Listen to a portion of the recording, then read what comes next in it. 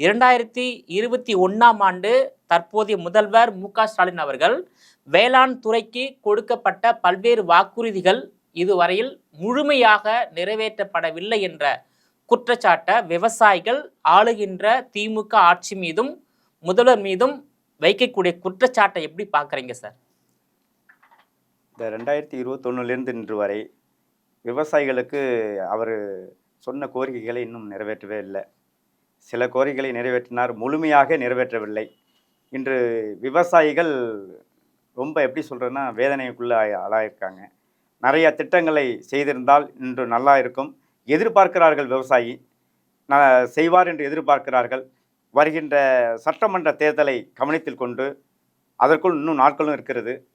இதற்குள்ளேயும் தீர்மானங்கள் நிறைவேற்றப்பட்டால் விவசாயிகள் சந்தோஷம் அடைவார்கள்.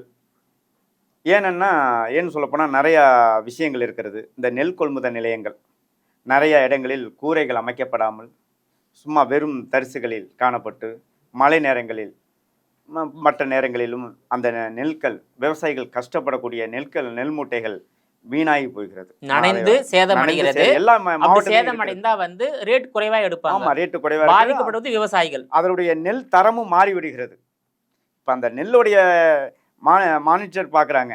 அப்போ நெல்லை பதப்படுத்துறதுக்கான வழிகளை எங்களுக்கு கொடுக்க வேண்டும். அதை எப்படி பதப்படுத்த வேண்டும் என்பதை எங்களுக்கு தெளிவுபடுத்த வேண்டும். அதுதான் முக்கியம்.